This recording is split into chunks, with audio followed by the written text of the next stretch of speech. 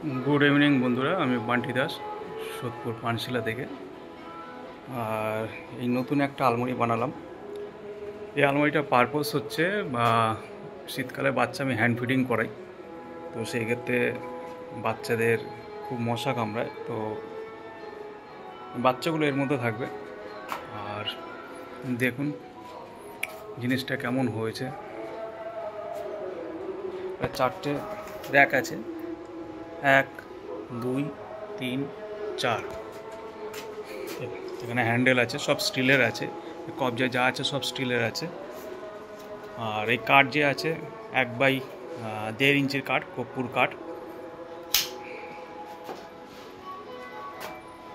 আর এই নেট যে আছে নেটটা স্টিলের আছে, চারদিক থেকে পুরো দেখুন পুরো স্টিলের নেট কভার করা জিনিসটা।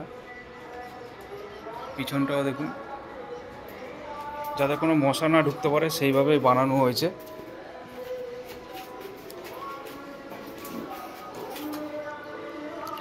খুব সুন্দর হয়েছে। আর এটা চওড়ায় আছে 3 ফুট, ওভারঅল নেট দেওয়া আছে। মোটামুটি এক একটা র্যাকে গোটা 15টা বাচ্চা আরামসে, ছোটো বাচ্চা থাকতে পারবে এখানে। ছোটো বাচ্চা হ্যান্ড ফিডিংয়ে, যেগুলো আমি হ্যান্ড ফিডিং করাই, বেশি বড় এর মধ্যে রাখবো না, ওর জন্য আবার আলাদা করে শিফট হবে। খুব সুন্দর বানিয়েছে। আর সেইভাবেই বানানো হয়েছে যাতে মশা না ঢোকে।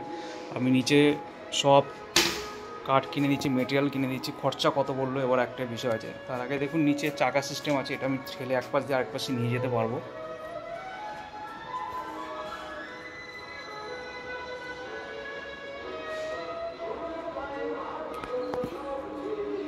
কেমন লেগেছে জানাবেন। আমি আমার মতো করে বানিয়েছি।